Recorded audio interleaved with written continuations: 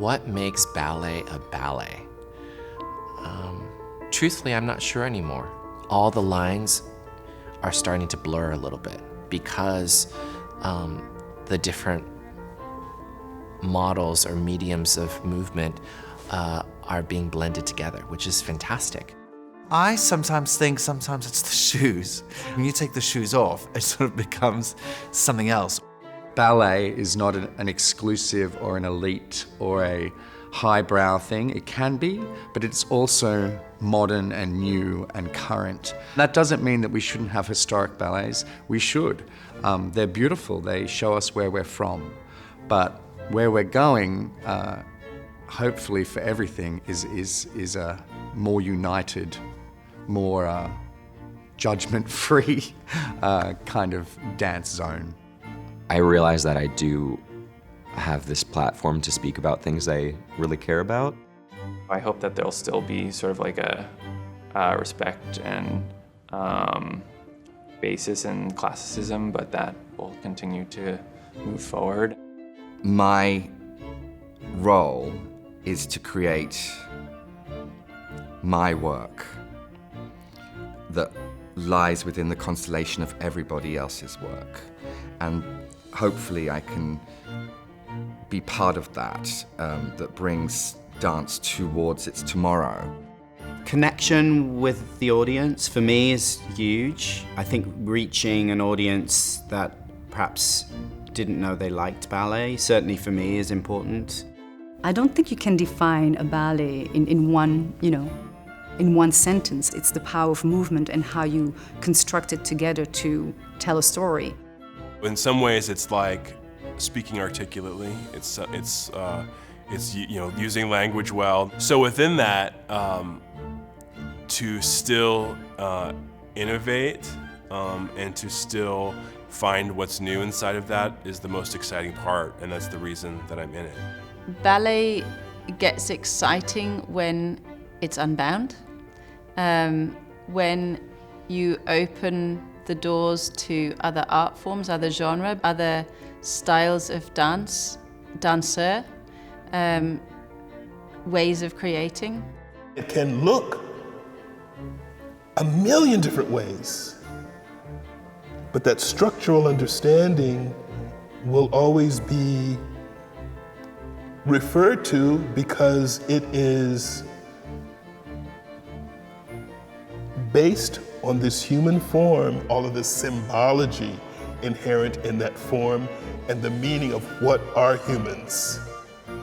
What are we as humans? What is our potential and our possibilities?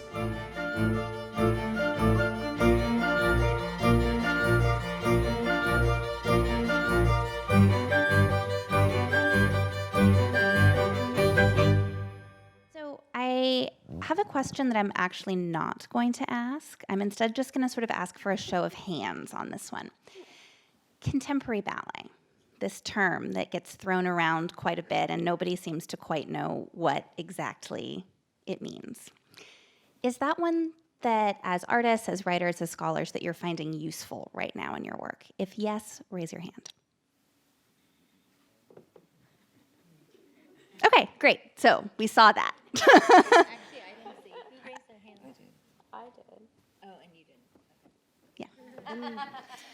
I'm someone who in the camp of people who don't feel that contemporary ballet as a term is necessarily that useful, in the sense that it's not very specific. I mean, I like to be very specific in my writing, and so I like to take each choreographer, each group on their own merits in a sense and be more descriptive about what they're actually doing as opposed to putting them in a category. Essentially, I think that any ballet, any art that's being made by a contemporary human is contemporary, whether they're using consciously contemporizing approach to the art form or not. I mean, you're going to reflect who you are and and where you come from and a contemporary imagination by virtue of being born in the time that you're born in. The question of how is term contemporary ballet being used, I think it's a shorthand. You know, it means no tutu and you know, probably something that doesn't look like what the average, you know, walker by thinks is ballet. You know, no tiara. And so I think it's simply a shorthand that helps the reader maybe just to put them in the right sort of, okay, you know, this is something that it isn't traditional. I think every writer, every thinker, every person uses contemporary ballet to mean something slightly different depending on how they come to the art form. The second part of your question is what? Trends that I'm seeing in contemporary dance? Trends that you're seeing, but Jill, did you want to jump in quickly?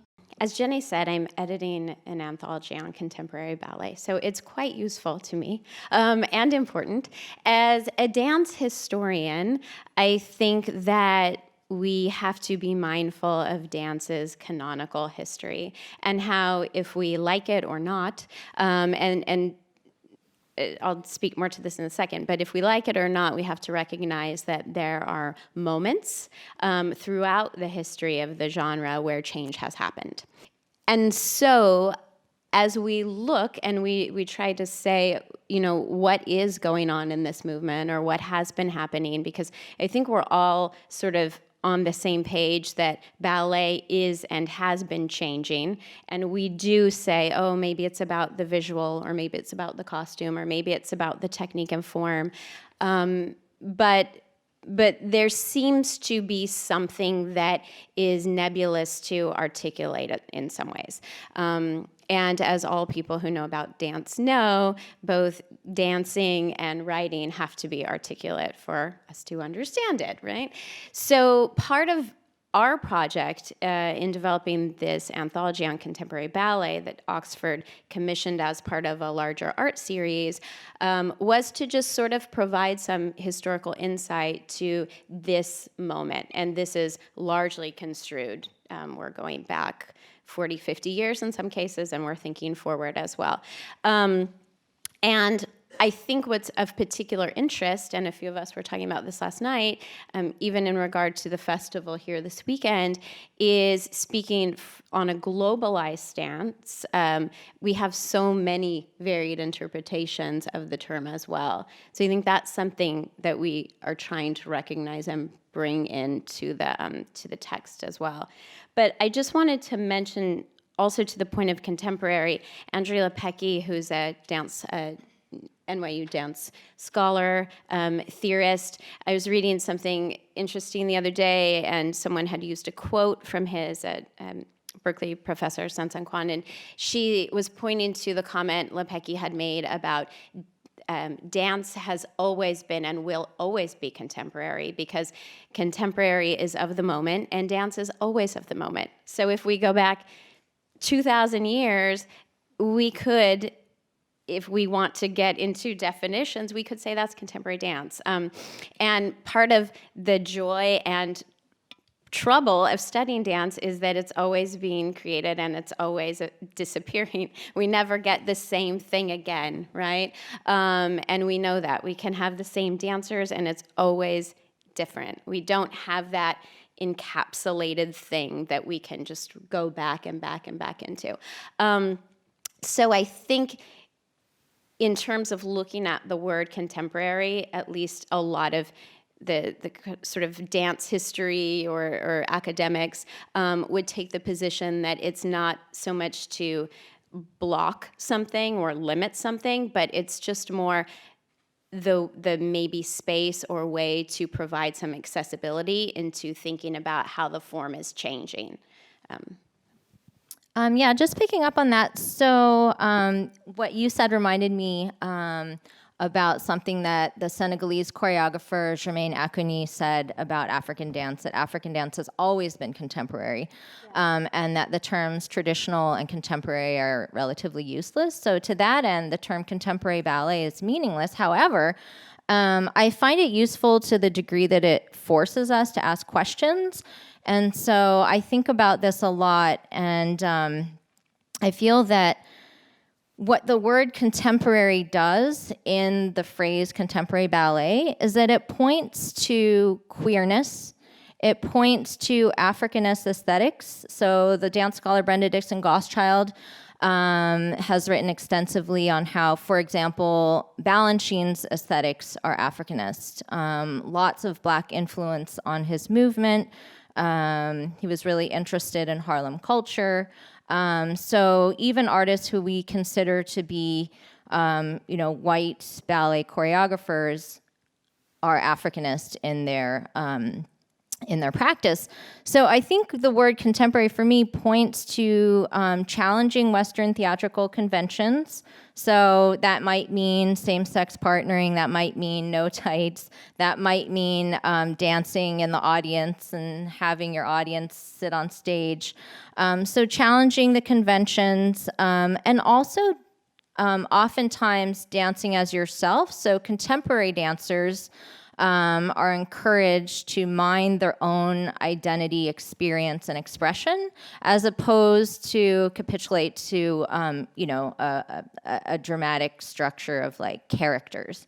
So of course you can have contemporary dance that exists within narrative, plot, character, the sort of classical theatricality. But as contemporary dancers, we're asked to really expose something of the self and to take a certain degree of agency in terms of our performance. For me, contemporary ballet is a term that allows us to really, really push against just normative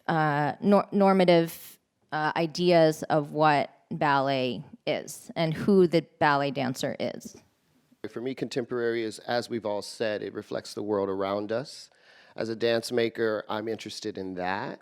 I'm interested in commenting on the human condition within the framework of the world that we live in, and that takes on many, many different angles.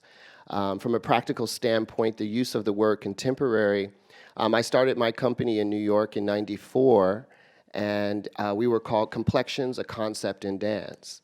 And we weren't called contemporary. And Desmond and I, went on. We were getting booked, and things were going well. But there was some confusion as to Desmond and I were largely known from the Alvin Ailey Company, and they would come to see Complexions thinking that they would get, an Alvin Ailey-esque performance.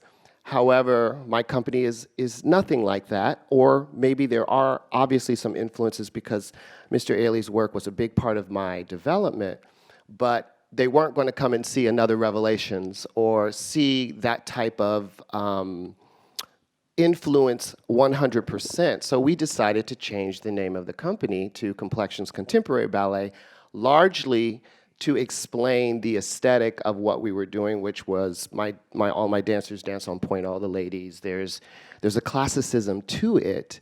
However, we love, as she said, locking and street culture, and modern dance was a big part of my development as a dancer. And I just really wanted a place where we could mix it all together and watch all of these differences exist under one roof in a harmonious way, and thereby celebrating the ideas of differences and diversity. So I want to pick up, actually, Dwight, you led right into my next question, where I was going to quote you from earlier this year in actually the same set of taped interviews that started this panel. You said to me that these days people are less afraid to approach stories or topics that are about our crazy world right now, that engage with our world and our worldview politically and socioeconomically. So I was going to direct that at you, but you kind of just went there for me. Thank you. So I'd love to direct that at Myles and at Mark. What are the ways that you feel like you're approaching our quote-unquote crazy world in your work today? Is that something that you think about in your work? Okay.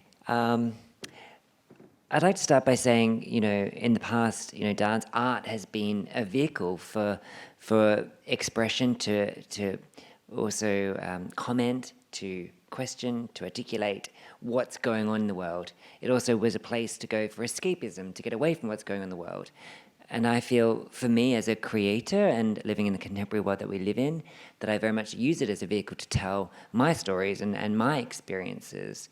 And also working with a contemporary dance company that I do now with Axis Dance Company, I draw from the dancers a lot and their experience, and I question them and I give them different tasks.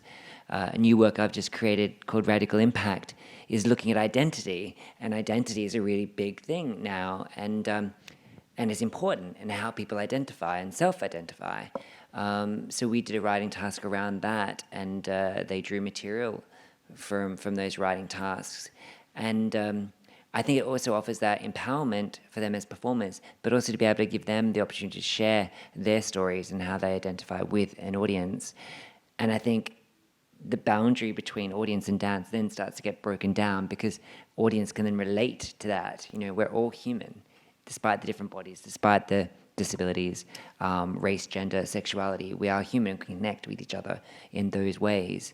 So I feel through my work is finding those connections and also challenge them. And I think art allows me that vehicle to do that.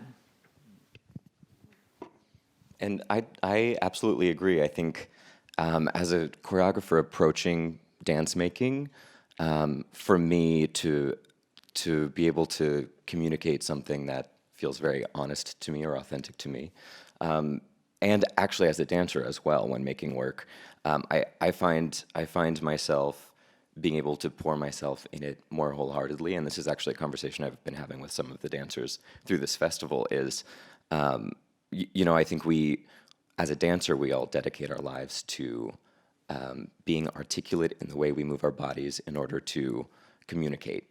And I think a lot of even just our generation of dancers are approaching dance in a way where we would like to have a voice in some sense, and that doesn't mean we have to be telling explicit stories on stage. That might mean that we need something to kind of dig into or to understand the emotional intention, or even if it's a completely abstract ballet, I think it's something that our generation is craving, and even just within process, ends product aside, I think allowing that communication with dancers, and this is how I feel as a choreographer and a dancer, is really important in order to make work that not only feels honest to me as a choreographer, but honest to our generation. And I think that's another way that I find accessibility with the work that I make to my generation, because I do think there is a preconception that ballet is purely ornamental for people my age, and that they might be able to appreciate like the hot bodies and like this and this and this, but I think a lot of people don't understand that there's more to experience and there's more to connect with than pure movement. And not to say that that's not enough, because I also think there's a place for appreciating what Alonzo is quoted, the science of movement. I think that's something that drew me to this art form, and that's something that's really impressive and beautiful. But I also think people, the work I try and make, I'm hoping that I can connect with people on multiple levels in order to create it, to open up the ways we can connect to it, and to abstract it enough where people can put themselves into whatever the work is, whether it's abstract or has an emotional narrative or an explicit narrative. I'm really interested in telling a story in whatever context that plays, and I think people actually connect to it in a different way because of that. Picking up a little bit what Myles said about the dancers of today, this generation that I work with dancers all over, contemporary, very classical, all of them. They're so much more ready to have the discussion about things that are, maybe controversial. They're ready to dig in. What they need help with, as I'll say to young dancers today, what they need help with is the permission to go deeper. The permission to use, not the permission, maybe that's the wrong word, but the empowerment to go and use their imagination. show their heart inside of the work itself. Because we have these devices, and Christopher Wheeldon made this glorious work about devices, so see that work if you haven't. It really speaks so clearly to this idea of this phone that we have in our hand constantly, these devices. However, off the point, what I'm saying is that this generation of dancers, I've noticed, are ready and willing, and they need people to give them the ideas and the motivation to go ahead and show a piece of themselves. And their point of view is really, really important, because their point of view really shows and tells us where we're going as a society, because they are the up-and-coming generation of artists. And festivals like this festival, who empower choreographers like myself and the other 11 choreographers, are necessary, because we're able to just come in. We were not told what to do. We were given the opportunity to do what we wanted. That empowered us to go wherever we wanted to go, and then in turn, in the studio with the dancers, we felt free. So there was a freedom to go to deeper places. And anyway, the young people now, they're ready. They're ready to talk about their world. You just have to make sure they put the phone down. Where do you hope ballet is going to be in 50 years? I hope ballet will still be in theaters or spaces where people can physically see it rather than exclusively mediated by screens. I want people in 50 years, when they hear the word ballet, that they don't think of an institution.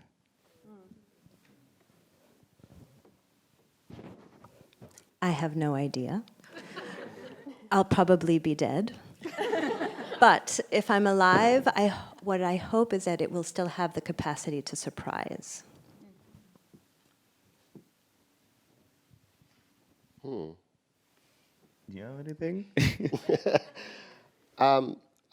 Yeah, but the single sentence. All right, you can have two. Okay, two.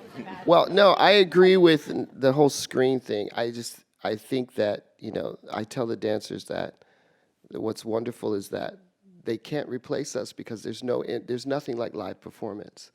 So I hope ballet is just here at the War Memorial, just like it is now, but that we're continue to be talking about the world we live in. I hope that people are unafraid to all people are unafraid and unintimidated to watch ballet in the next 50 years. And now that I had time to think, thank you, everybody. I do hope that ballet continues to create opportunities for audience and dancers alike to have the wonderful experiences that we all get to have, and that it is accessible to all, and that the barriers that are there are taken away so everyone can access ballet.